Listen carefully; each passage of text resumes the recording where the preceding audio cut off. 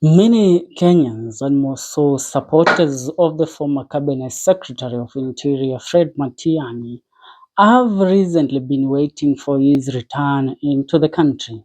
Apart from that, we all have seen the Jubilee Party Secretary General Jeremiah Kioni, together with uh, the Jubilee contingent, some of the Jubilee delegates, all of them doing campaigns to try and popularize the Jubilee Party in Kisii County, Nyamira County, Kajiado, Narok, and different parts of the country so that they will prepare the ground through the Jubilee Party to await the return of the former Cabinet Secretary Fred Matiang'i, who will be vying for the presidential seat.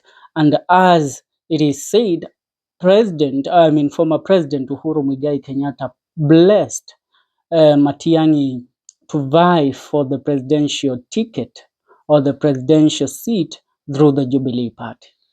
But is Matiang'i going to use the Jubilee Party to vie for the presidential seat come the year 2027? Now, I want to diverge deep into the conversation why Matiang'i is currently in uh, a very big difference between because there is a very big difference and a falling out that is currently brewing between Matiang'i and the Jubilee Party led by Uhuru Muigai Kenyatta and its Secretary General Jeremiah Kioni. Now, I think last month, if I am correct, some certain information came to light. There is a party called UPA. Now, as we know, Matiang'i spokesperson in the country in different forums is none other than the current Kisii Senator Richard Onyonka. And it seems that, and I have said this before, that Senator Onyonka is differing with other leaders within the Jubilee Party with the other leaders that are preparing for Matiang'i's presidential ticket on the party that Matiang'i will use in vying for the presidential seat come the year 2027. Now, one even as Dr. Fred Matiang'i remains in his role in the United States and has yet to formally declare his candidacy, the political landscape in Kenya is already heating up over his potential 2027 presidential bid, as we know. Now, the United Progressive Alliance (UPA) party, closely affiliated with former Interior Cabinet Secretary Fred Matiang'i and rooted in the Gusii community, has boldly recently announced that Matiang'i will be its flag bearer in a bid to unseat President William Ruto in the upcoming general election. UPA Party Secretary General Jacob Bagaka made the declaration, asserting that Matiang'i's leadership credentials make him an ideal candidate to challenge Ruto. I quote him, "The candidature of Fred Matiang'i is through UPA," Bagaka stated, emphatically signaling the party's intent to position itself as a national contender beyond its regional stronghold. Now, the announcement came just days after the Jubilee Party, led by Secretary General Jeremiah Kioni and tied to retired President Uhuru Muigai Kenyatta, revealed its own plans to back Matiang'i for the presidency under its banner. Now, Kioni praised Matiang'i as a transformative leader capable of addressing Kenyans' pressing challenges, particularly in education and healthcare. Matiang'i, widely regarded as a decisive and effective administrator during his tenure under Kenyatta's administration, has yet to return from the United States or make it official that he will be running. But we know Matiang'i will be running. Another thing, Matiang'i is expected to return in the country as this month of April comes to an end. Now, why is Matiang'i rethinking his opinion on vying on the Jubilee Party and even rethinking the support of former President Uhuru Muigai Kenyatta when it comes to his candidature in the year 2027? Matiang'i doesn't believe that Uhuru Muigai Kenyatta's intentions are pure. He doesn't believe that Uhuru Muigai Kenyatta and the Jubilee Party will make him the president or even make him, a strong candidate against William Ruto. Why? These are the facts. Uhuru Muigai Kenyatta, after his meeting with William Ruto last year, his men, four of them, were absorbed into William Ruto's cabinet.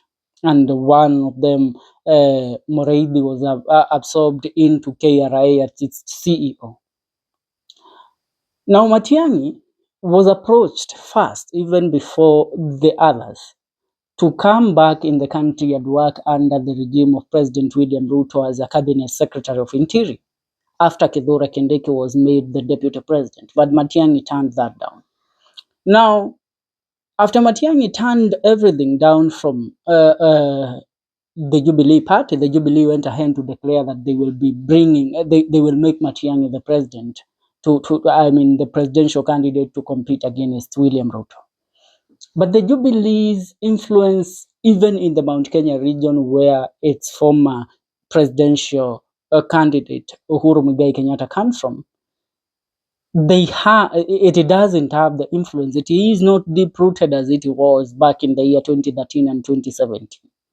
So Matiangi is reconsidering coming out through another umbrella or through another party. And his people from Kisii have told him that the UPA is the ideal party for him to vie with come the year 2027. Now come to the differences. Uhuru Muigai Kenyatta is inside the William Ruto's government, together with Raila Amolo Odinga. You all understand that Uhuru Muigai Kenyatta is not a man that is fighting William Ruto right now. He got into William Ruto's government together with his handshake brother Raila Amolo Odinga. Now, how will Uhuru Muigai Kenyatta and the fellow Jubilee cohorts support Matiangi's candidature for the presidency come the year 2027, yet they are still working with William Ruto? Matiangi is not a fool. He's a man that reads signs and reads the language that is being portrayed by Uhuru Muigai Kenyatta and the others. Uhuru Muigai Kenyatta and the Jubilee Party wants to use Matiangi as a proxy so that he will divide the votes in the Gusii land, in the Mount Kenya region, to make sure that William Ruto wins in the year 2027. But that is something that Matiangi is aware of, and he doesn't want to become a project. He doesn't want to become a proxy. He wants to stand on his own, vie, and believing that he will win. Are we together? Going forward, there is rumors that Raila Amolo Odinga might be returning into the ballot papers come the year 2027. And Matiangi knows if Raila Amolo Odinga returns, Uhuru Muigai Kenyatta will approach Matiangi to become a running mate to Raila Amolo Odinga in any way. But Matiangi believes that he has the potential. And that is why, even when the Jubilee Party is trying so much to convince Matiangi that they are doing the best they can so that they can make him the president come the year 2027, Matiangi doesn't believe so. All Matiangi believes is what he is being told by his tribesmen, the Gusii community, and also what is being propelled by Senator Richard Onyonka, the senator of Kisii. So no way on hell Matiangi is going to accept this. And that is why, when you look at it, when Uhuru Muigai Kenyatta his people joined the William Ruto government, you saw people like you saw the Jubilee Party detach itself from the opposition. They said that they were being short-charged, that Kalonzo Musyoka, Martha Karua, Eugene Wamalwa, they were joining hands with Rigathi Gachagua, and they were preparing to make another candidate the presidential candidate and not Fred Matiang'i. So the Jubilee Party had to walk out. But one thing that you must understand, the Jubilee Party knows, Matiangi knows, he has no chance if he goes alone.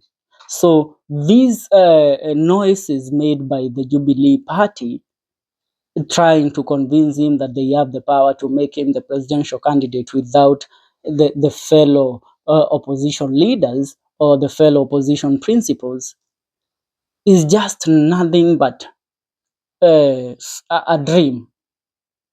Jubilee by itself cannot make him a presidential candidate, and that's why the UPA is the only party that Matiangi is fit to go with.